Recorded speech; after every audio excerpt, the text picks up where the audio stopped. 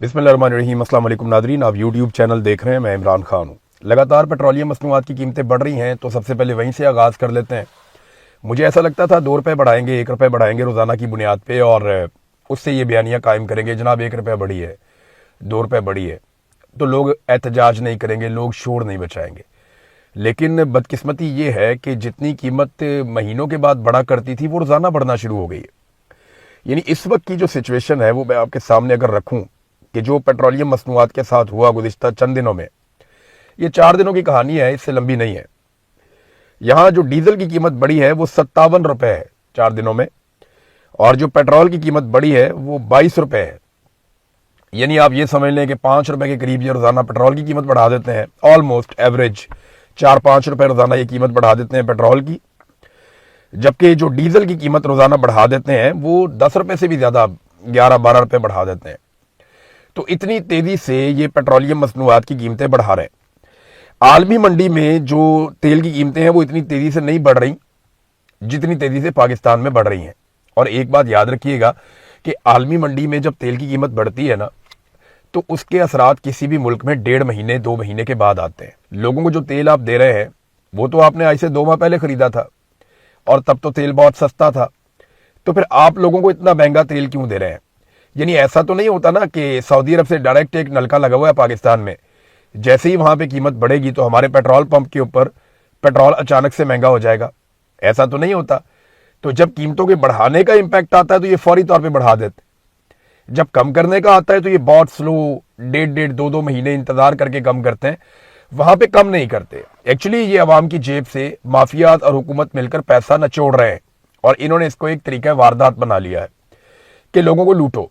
लेकिन सऊदी अरब ने $11 फी बैरल के हिसाब से पाकिस्तान को कम कीमत में पेट्रोल दिया है, दीगर ममालिक को भी दिया है, लेकिन पाकिस्तान को खसूसी रियायत दी है सऊदी अरब ने, जहां से हम ज्यादा तेल लेते हैं। लेकिन आपको हुकूमत ये बताएगी नहीं। चले एक चैलेंज करते हैं हुकूमत को कि हुकूमत वो असली बिल पेश करे कौम के सामने जो इन्होंने अदायगियां की हैं उन ममालिक को जिनसे ये तेल खरीदते हैं। अब अगर वो आप अदायगियां देख लेंगे तो आपको आइडिया हो जाएगा कि किस तरह आपको लूटा गया है। ये लेवी वाला, टैक्सेस वाला तो और कहानी है ना। इनको तेल इंतहाई सस्ता मिल रहा है, उस पैसे का हिसाब भी ये नहीं दे रहे। आसिम मुनीर साहब ने और शहबाज शरीफ ने अपने ताल्लुकात से फायदा उठाते हुए जो तेल सस्ता लिया अरब ममालिक से, वो तेल महंगे से भी महंगा बेचा पाकिस्तान में।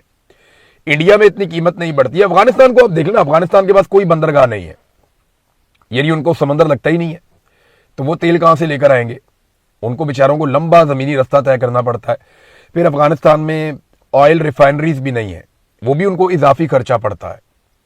ना वहां पे बंदरगाह है, ना वहां पे ऑयल रिफाइनरीज हैं, इसके बावजूद वो तेल पाकिस्तान की निस्बत सस्ता दे रहे हैं। कैसे दे रहे हैं? देखिए, तेल की कीमत मुकर्रर करने का जो फॉर्मूला है ना, वहां पाकिस्तान डंडी मार रहा है। दुनिया से सस्ता तेल खरीद के हम ये बताते भी नहीं है, हमारी हुकूमत ये बताती भी नहीं है पब्लिक को, एस्टेब्लिशमेंट भी ये पब्लिक को नहीं बताती कि हमने वहां से तेल कितने का लिया, और तेल सस्ता लेके उसके ऊपर मजीद रियायत लेके ये पाकिस्तान में इंतहाई महंगा बेचते हैं। पाकिस्तानियों की खाल उतार रहे हैं। और मैं हैरान होता हूं कि महीनों के बाद जब पेट्रोल की कीमत 1-2 रुपए बढ़ती थी ना, तो उस दौर में जो लोग नाच नाच के घुंघरू तोड़ देते थे, जो लोग तत्ते तवे पे बैठ के उछलते थे, वो लोग जिनके घरों में मातम बिछ जाता था, वो लोग आज रोजाना तेल की कीमत बढ़ती है, और इतनी बढ़ती है कि उस दौर में, इमरान खान के दौर में, वो 2-2 महीने में इतनी कीमत नहीं बढ़ती थी, आज रोजाना उतनी बढ़ती है, और उनके मुंह से एक लफ्ज भी नहीं निकलता। बहाना क्या है जी? जंग हो रही है। हालांकि इस वक्त का जो डाटा है वो मैं आपको बता देता हूं कि आज भी आलमी मंडी में पेट्रोलियम मसनूआत की कीमतें वहां नहीं पहुंची जहां इमरान खान साहब के दौरे हुकूमत में पहुंच गई थी। यानी इमरान खान उस वक्त भी आज से महंगा पेट्रोल खरीद कर 150 रुपए लीटर में पाकिस्तानियों को दे रहा था। और आज कीमत क्या है ये देख लीजिए आप। मैं आपके सामने रख देता हूं कीमत। जो पेट्रोल है उसकी कीमत है 331 रुपए से जायद, जबकि डीजल है उसकी कीमत है लगभग 379 रुपए। ये जनाब किया गया है इमरान खान साहब को निकालने के बाद। इसका शुक्रिया आपने अदा करना है जनरल बाजवा का और जनरल आसिम मुनीर का। जनरल बाजवा ने इमरान खान को निकालने के लिए ऑपरेशन किया, और मकसद यह था कि जनरल बाजवा को एक एक्सटेंशन मिल जाए। तो जनरल बाजवा नाकाम हो गए। फिर ये जो मौजूदा नकारा निजाम है इसको इंस्टॉल किया जनरल आसिम मुनीर ने। और इमरान खान को जो पब्लिक ने वोट देकर मुंतखब किया उनका रास्ता रोक लिया। तो दोनों बराबर के जिम्मेदार हैं और इन दोनों की जिम्मेदारी है, ये हुक्मरान जो भी करेंगे इसकी जिम्मेदारी आसिम मुनीर साहब पे जरूर आएगी, वो इससे बरी जिम्मा नहीं हो सकते।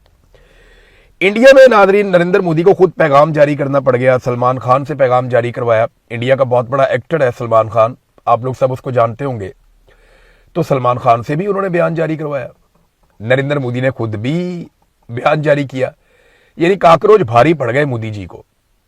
यानी वो मोदी जो पिछले 12-14 साल में इसको कोई नहीं हिला सका, उस मोदी को काकरोचों ने काबू कर लिया और नरेंद्र मोदी को बाकायदा खुद स्टेटमेंट जारी करना पड़ गया। उसने कहा जनाब के पेपर लीक का मामला बड़ा स्कैंडल है, लाखों तलबा का मसला है और मैं इसके ऊपर इंक्वायरी भी करवा रहा हूं, हम ये भी कर रहे हैं, हम पीछे नहीं हटेंगे। तो लाखों नौजवानों का ये था वो था, वो बेचारा मोदी उसको समझ भी नहीं आ रही बात करनी क्या है। और अब वो बैठ के सर जोड़ के इसके ऊपर कोई फैसला करना चाहते हैं, जबकि नौजवान पीछे हटने को तैयार नहीं है, वो आगे ही बढ़ते चले जा रहे हैं, आगे ही बढ़ते चले जा रहे हैं। अब प्रियंका गांधी है, ये अपोजिशन है, वहां पे राहुल गांधी अपोजिशन लीडर है, प्रियंका गांधी ये गांधी खानदान है, तो ये है तो खानदानी लोग हैं, पुराने सियासत के अंदर है और मरूसियत चल रही है इनमें, लेकिन सियासत बड़ी तगड़ी करते हैं ये लोग। प्रियंका गांधी को गोदी मीडिया पड़ गया और उन्होंने कहा प्रियंका गांधी को जनाब आपने ये क्यों नहीं किया, वो उसने कहा जी बात सुने मेरी, आपने वजीर आजम से सवाल किया, आपने वजीर तालीम से सवाल किया कि वो इस्तीफा क्यों नहीं दे रहे, आपने अमित शाह से जो वजीर दाखिला है आपने उससे सवाल किया कि ये नौजवानों को मार कुट के अस्पतालों में क्यों पहुंचा दिया आपने, बच्चों को वो लोग मार रहे हैं उनसे आप सवाल नहीं करते। तो जब आप उनसे सवाल करेंगे ना तो फिर आप मेरे से सवाल कीजिएगा, मैं भी आपको जवाब दूंगी। तो गोदी मीडिया की ऐसी तैसी फेर के रख दी प्रियंका गांधी ने। इससे पहले उनके भाई ने भी कई दफा ऐसा किया। गोदी मीडिया बहुत ही दलील हो रहा है, बहुत बुरे हालात में है बेचारा, और उसकी वजह यह है कि उन्होंने नरेंद्र मोदी का आंखें बंद करके साथ दिया, जैसा कि इस वक्त आसिम मुनीर का और मौजूदा रिजीम का पाकिस्तान के अंदर जो सहाफ़ी हैं वो साथ देने पर मजबूर हैं, अपनी इकॉनमी के लिए, अपनी नौकरी के लिए, अपने हालात की बेहतरी के लिए, अपने ताल्लुकात बनाने के लिए, अपने ज़ाती मफादात के लिए वो मौजूदा रिजीम के सहूलतकार बने हुए हैं। तो पाकिस्तान में भी मीडिया के साथ यही होगा। याद रखिएगा, जब भी कभी पाकिस्तानी निकलेंगे ना तो मीडिया जब उनके बीच में जाएगा तो वो पाकिस्तानी उनको बताएंगे कि तुम लोगों ने हमारे साथ क्या किया, हमारी लाशों तक का तुमने मजाक उड़ाया।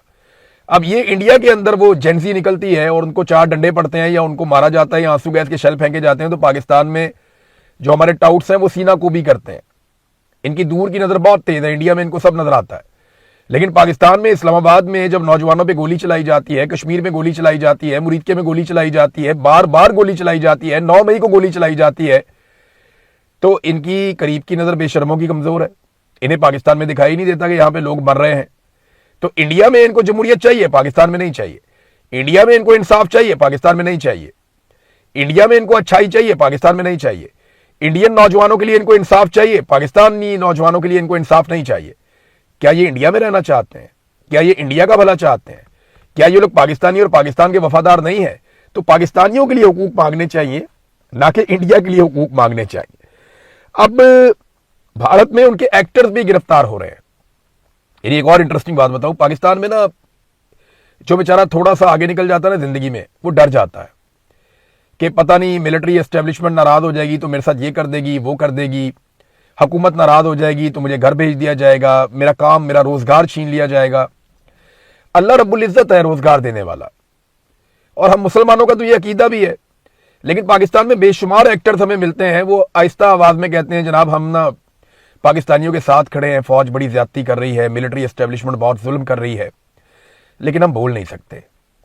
हम बोलेंगे हमारा नुकसान हो जाएगा। आप समझते हैं इस बात को? ये भरोसा नहीं है अपने रब पे उनको। अब इंडिया के अंदर जो अदाकार हैं उनको भरोसा है, वो ये मान के चलते हैं कि उनके फैसले जो है वो जमीनी खुदा नहीं कर सकते। वो आ रहे हैं, उनके एक्टर्स भी आ रहे हैं मैदान के अंदर, उनके हीरो हीरोइन भी आ रहे हैं मैदान के अंदर, वो वहां पे खड़े होकर एहतजाज भी कर रहे हैं, उनमें कुछ लोग गिरफ्तार भी हुए। अभी इंडिया में एक फिल्म आई थी धुरंधर, उसकी जो एक्ट्रेस है वो भी गिरफ्तार हुई है, उसके मनाजिर भी आए। तो लगातार एक्टर्स आ रहे हैं, गिरफ्तारियां दे रहे हैं और अच्छे नामवर एक्टर्स आ रहे हैं। सलमान खान से एक बयान दिलवाया गया, इसी सिलसिले में अपील करवाई गई उनसे कि जनाब मोदी जी ने एक्शन ले लिया है तो नौजवान अपने घरों को जाएं, फिक्र करें अपनी। और सोनम को उन्होंने कहा कि भूख हड़ताल खत्म कर दो, मैं खाने के लिए कुछ भेज देता हूं। तो सलमान खान को इस्तेमाल किया गया नरेंद्र मोदी की सरकार की जानिब से। कुछ लोग कंप्रोमाइज भी होते हैं, लेकिन बहुत सारे लोग जिनकी बड़ी इज्जत में इजाफा होगा नौजवानों की नजर में, इंडियंस की नजर में, और उन्होंने पढ़े लिखे होने का सबूत दिया, उन्होंने जिम्मेदार शहरी होने का सबूत दिया, और वो नौजवानों के साथ खड़े हुए उस वक्त जब नौजवान अपने हक के लिए खड़े थे। नाज़रीन, अब आज एक और बड़ा इंपॉर्टेंट इशू है और ये बहुत ही अहम है, इसको जरा आपको समझना पड़ेगा। बलूचिस्तान में एक इंतहाई मुअज़्ज़िज़ जज साहब का कत्ल हुआ, उन्हें शहीद कर दिया गया उनके सिक्योरिटी गार्ड के साथ। जज साहब का नाम है अब्दुल हकीम काकड़। जो मारंग बलोच की बहन है ना, उन्होंने इनके बारे में बड़ी डिटेल से एक ट्वीट भी लिखा, एक उन्होंने बाकायदा स्टेटमेंट दिया इनके बारे में बड़ी तफसील में, नादिया बलोच साहबा ने। और कुछ लोग हैं उन्होंने भी इनके बारे में बताया। बलूचिस्तान में जो जर्नलिस्ट हैं वो भी इनके बारे में लिख रहे हैं कि जो अब्दुल हकीम काकड़ साहब थे सेशन जज, ये इंतहाई बहादुर, निडर और इंसाफ पसंद जज थे। इन्होंने कभी जुल्म और ज्यादती का साथ नहीं दिया। मिलिट्री एस्टेब्लिशमेंट ने जितना मर्जी दबाव डाला, हुकूमत की तरफ से जितना भी दबाव आया, इन्होंने हमेशा अपनी अदालत में इंसाफ किया और ये बरमला कहते रहे कि मैं इंसाफ ही करूंगा। तो ऐसे जजेस जो हैं वो ठंडी हवा का झोंका होते हैं। जज साहब के जराइम बहुत बड़े बड़े थे। जज साहब ने मारंग बलोच को और उनके साथियों को, गुलजादी बलोच वगैरह को, इन्होंने 3 मुकदमात में उन्हें जमानतें दी हैं जज साहब ने। इसके अलावा बीबर्क बलोच को एक मुकदमे में बरी भी किया है। तो इनके सामने जब भी मामला आते थे हकायक देखते थे, ये नहीं देखते थे इसके पीछे कौन है, दबाव कौन डाल रहा है। जितना मर्जी दबाव डालो, जज साहब इंसाफ के साथ फैसला करते थे। और एक इंसाफ पसंद जज की आवाज बंद कर दी गई। एक ऐसा जज कत्ल हुआ जो इंसाफ करता था बलूचिस्तान में, और पाकिस्तान का एक ऐसा बेटा था जिस पे पाकिस्तानी फख्र कर सकते हैं। तो ये एक इंतहाई शौक का दिन है। बलूचिस्तान की अदलिया को इस पे एक्शन लेना चाहिए, इस पे नोटिस लेना चाहिए, इस पे तमाम बलूचिस्तान के वकला को आवाज उठानी चाहिए। अगर इस तरह के जजेस को मार दिया जाएगा, कत्ल कर दिया जाएगा, नामालूम अफराद आएंगे, उन पे गोली चलाएंगे, उनको मार देंगे, तो फिर बलूचिस्तान में इंसाफ कौन करेगा? फिर तो सारे कंप्रोमाइज्ड लोग रह जाएंगे, वो कंप्रोमाइज करते जाएंगे और आपको कभी इंसाफ नहीं मिलेगा। लिहाजा बलूचिस्तान के लोगों को सेशन जज अब्दुल हकीम काकड़ शहीद के लिए खड़े होना चाहिए और इनके नाम को जिंदा रखना चाहिए और जोर लगाना चाहिए इस बारे में कि इंसाफ हो। नाज़रीन, इंसाफ की हालत यह है कि इमरान खान का बेटा, इमरान खान कोई ऐसे गैर मकबूल आदमी तो नहीं है ना, कोई ऐसा बंदा तो नहीं है कि जिसे दुनिया नहीं जानती, उसके बारे में किसी को नहीं पता। पाकिस्तान का सबसे मकबूल आदमी है। अगर पूरी दुनिया में कहीं भी आप जाते हैं तो लोग इमरान खान को जानते हैं, आसिम मुनीर को नहीं जानते, शहबाज शरीफ को नहीं जानते, उन्हें पता ही नहीं है कौन लोग हैं, और किसी को भी नहीं जानते। लोग इमरान खान को जानते हैं। इमरान खान के बेटे ने एक दफा फिर अपील की है और उसने कहा जी मैं अपने बाप से बात करना चाहता हूं, मैं उसको बहुत मिस कर रहा हूं। और आलमी बरादरी से उसने अपील की कि आलमी बरादरी इस नाइंसाफी से नजरें ना चुराए।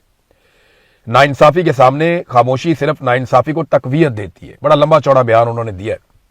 एक दफा फिर आलमी बरादरी से अपील की है कि इमरान खान के साथ जुल्म और ज्यादती हो रही है, इस मामले में इंसाफ करवाया जाए और आलमी बरादरी अपना असर रसूख इस्तेमाल करे। लेकिन इस वक्त जिनकी हुकूमत है ना, ये हमेशा हुकूमत में नहीं रहे, ये रिसीविंग एंड पे भी थे। मिसाल के तौर पे नवाज शरीफ ये ज़ेरे ताब भी रहे, जरदारी ये भी ज़ेरे ताब रहे, ANP ये भी ज़ेरे ताब रही। फजलुर रहमान के अलावा हर आदमी ज़ेरे ताब रहा मादी में। फजलुर रहमान साहब हमेशा से अच्छे हालात में रहे, उनके लिए कोई बुरे हालात कभी ज्यादा आए नहीं।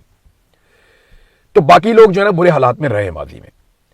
जो रिसीविंग एंड पे थे उनको भी आज समझ नहीं आ रही, यानी उन्होंने अगर सबक नहीं सीखा जुल्म और बर्बरियत का सामना करने के बावजूद, तो फिर उन्होंने कुछ नहीं सीखा। यानी बहुत बड़ी अपने आप को जमहूरी आवाज कहने वाले परवेज रशीद जो माजी में कहा करते थे कि मैं गलेल के साथ नहीं, मैं दलील के साथ हूं, यानी जो गलेल चलाएगा उसके साथ मैं नहीं हूं, मैं दलील वाले के साथ हूं, ये बात खुलकर कहते थे परवेज रशीद साहब, मुझे अच्छी तरह याद है। और आज वही परवेज रशीद जस्टिफाई कर रहे थे सरकारी मीटिंग में बैठ के कि NCCIA की कार्रवाइयां जायज हैं। वहां पर उन्होंने जस्टिफाई कर दिया, उन्होंने कहा ठीक है इनकी कार्रवाइयां जायज है। लेकिन जब से नवाज शरीफ ने यास्मीन राशिद साहिबा का मैंडेट चोरी किया ना, नून लीग के जितने बड़े बड़े लोग हैं या नवाज शरीफ की अपनी जो किचन कैबिनेट है वो सारी की सारी इखलाकी दिवालियापन का शिकार हो गई है। इखलाकी तौर पर इतनी गिरावट में चले गए हैं कि अब ये खड़े नहीं हो सकते। इन्होंने बेड़ा गर्क कर लिया अपने उसूलों का। इन्होंने अपने अपने जमीर को कत्ल कर दिया, क्योंकि वो इतनी बड़ी डकैती है जो नवाज शरीफ ने मारी है यास्मीन राशिद साहिबा की सीट के ऊपर, और जिस अंदाज में वो डकैती मारी गई है, नवाज शरीफ अगर अपने आप को शीशे में देखे तो उन्हें शर्म आनी चाहिए। लेकिन अगर शर्म आती होती तो वो जहां पे लाशें गिर रही हैं वहां पे जाके एक अपने से बड़ी उम्र के बुजुर्ग को नचवा तो ना रहे होते ना। कैप्टन सफदर ने ख्वाहिश करके उन्होंने कहा बाबे नू नचा दरा थोड़ा जा, ये ठुमके लुआ। तो कैप्टन सफदर ने खुद भी 2 ठुमके लगाए, बाबे की लगवाए। भाई अगर अपनी मर्जी से बाबा जी नाच रहे हैं, बड़ी अच्छी बात है, स्टेज पे बुला के आप उसको नचवा रहे हैं सिर्फ इसलिए कि आप ये चाहते हैं एक अच्छी सी वीडियो बन जाए, और बंदे आप सारे इकट्ठे करके लेके गए हैं पंजाब से। पीपल्स पार्टी जलसे करती है, आजाद कश्मीर बंदे लेकर जाते हैं बाहर से, कुछ वहां से इकट्ठे करते हैं, कुछ बाहर से लेके जाते हैं, कुछ सिक्योरिटी गार्ड इकट्ठे करते हैं, कुछ सरकारी मुलाजिम इकट्ठे करते हैं, अपना जलसा कर लेते हैं। नवाज शरीफ साहब भी इसी तरह जलसा करते हैं। अब सरकारी वसाइल ये इस्तेमाल करते हैं, इसके बावजूद इनके जलसे जितने इन्होंने अभी तक पब्लिक के प्रोग्राम किए ना, उन सारे लोगों को भी इकट्ठा कर लेना और उसको आप 10 से मल्टीप्लाई कर ले, इतने बंदे तो रावलाकोट में रोजाना आके बैठ जाते हैं, रोजाना आके उतने बंदे बैठ जाते हैं। आजाद कश्मीर की अवाम इन्हें मुस्तरद कर चुकी है, रोजाना की बुनियाद पे मुस्तरद कर चुकी है। लेकिन आप देखिएगा पाकिस्तान का जो मिलिट्री रिजीम है वो आजाद कश्मीर में एक जाली हुकूमत बनाने की पूरी कोशिश करेगा। अगर कोई उसे रोक सकता है तो वो आजाद कश्मीर के अवाम है। देखना यह है कि वो इसे कैसे रोकते हैं। हिजरत कामरान साहब हैं, इनकी बात जरूर करनी है मुझे। हिजरत कामरान बड़ा शानदार वर्कर है पाकिस्तान तहरीक इंसाफ का। किसी भी पॉलिटिकल पार्टी में इस नौयत का वर्कर एक एसेट होता है। पीएमएलएन के अंदर कुछ बड़े शानदार वर्कर हैं जिन्होंने हर दौर में कुर्बानी दी, हर दौर में मार खाई। वहीद गुल साहब एक हुआ करते थे, मुझे याद है, उन्होंने बहुत मार खाई थी, बहुत मार खाई थी। नवाज शरीफ साहब सारे लोग डील करके भाग के चले गए थे, उन्होंने बहुत मार खाई थी, मुझे याद है। ज़ईम कादरी ने बहुत मार खाई थी, अल्लाह ताला उन्हें गरीके रहमत करे, अब तो वो इंतकाल कर गए। लेकिन जब पीएमएलएन का अच्छा वक्त आया तो उनको छोड़ दिया ज़ईम कादरी को इन्होंने। तो इस तरह पीपल्स पार्टी में कुछ बड़े शानदार, बड़े जबरदस्त वर्कर्स हुआ करते थे, अभी भी है। तो ये पीटीआई का एक ऐसा नजरियाती वर्कर है जो हर तरह की कुर्बानी दे चुका है माजी में। हिजरत कामरान, इन्हें जनाब नौशेरा से कोहाट आते हुए अगवा कर लिया गया, और कहां किया गया? खैबर पख्तूनख्वा में, जहां हुकूमत है सुहेल अफरीदी साहब की, पाकिस्तान तहरीक इंसाफ की। तो पाकिस्तान तहरीक इंसाफ की अपनी हुकूमत है और पाकिस्तान तहरीक इंसाफ का अपना वर्कर है, और वो खैबर पख्तूनख्वा का ही रहने वाला है हिजरत कामरान, और उसे खैबर पख्तूनख्वा से ही अगवा कर लिया जाता है, पता नहीं चलता वो कहां गया। ये कितनी बड़ी ज्यादती है। वजीर आला को इसका नोटिस लेके फौरी तौर पे तमाम इदारों को वार्निंग देनी चाहिए कि हमें ये बंदा 24 घंटे के अंदर अंदर चाहिए। जिस तरह इमरान खान ने फौरी तौर पे मुतीउल्लाह जान को बाजियाब करवाया था, 5 घंटे के अंदर अंदर बाजियाब करवाया था मुतीउल्लाह जान को इमरान खान ने, तो क्या सुहेल अफरीदी नहीं करवा सकते? उन्हें हर हाल में हिजरत कामरान को बाजियाब करवाना चाहिए, वरना फिर कोऑपरेशन बंद करें जो कोऑपरेशन बिला वजह वो कर रहे हैं। नाज़रीन, आपको थोड़ा सा हम इंटरनेशनल मीडिया या खबरों की तरफ जाएंगे, लेकिन उससे पहले डीआई खान में पुलिस चौकी के ऊपर एक खुद कुछ धमाका हुआ है। उसमें 5 से ज्यादा पुलिस एहलकार अभी तक बताए जा रहे हैं कि वो शहीद हो गए हैं, जबकि 10 के करीब बताए जा रहे हैं कि वो जख्मी हो गए हैं। तो इंतहाई खौफनाक हालात हैं। दहशतगर्दी के हवाले से रोजाना कोई ना कोई वाकया कहीं ना कहीं हो जाता है और हुकूमत इसे कंट्रोल करने में अभी तक नाकाम है। अब आ जाए आखिरी खबर की तरफ कि अमरीकी तर्जुमान ने भी ये कह दिया है, व्हाइट हाउस की जो बात डोनाल्ड ट्रंप ने कही थी कि सऊदी अरब को अब्राहम अकॉर्ड पे दस्तखत करने पड़ेंगे, जबकि जो असल मुआहदा हुआ था ना पिछले साल जब ये बातचीत शुरू हुई थी, अक्टूबर 2025 में गालिबन ये मामला शुरू हुआ था, अमेरिका और सऊदी अरब के बीच में जो एक डील हो रही है, न्यूक्लियर डील, ये कोई एटम बम बनाने वाली डील नहीं है। इस डील का ताल्लुक सिर्फ और सिर्फ तवानाई के हवाले से, ऐसी चीज़ों के हवाले से। तो जो न्यूक्लियर डील होने जा रही है उसमें अब डोनाल्ड ट्रंप ने कह दिया जी इसको हम मशरूत कर रहे हैं, किसके साथ? इसको मशरूत कर रहे हैं कि सऊदी अरब अब्राहम अकॉर्ड के ऊपर दस्तखत कर दे, इसके साथ हम इसको मशरूत करने जा रहे हैं। तो सऊदी अरब पे दबाव है, सऊदी अरब के जवाब का हम इंतजार करेंगे। तो अब तक के लिए इतना ही। अपना ख्याल रखिएगा, अपने चैनल का भी। अल्लाह हाफिज।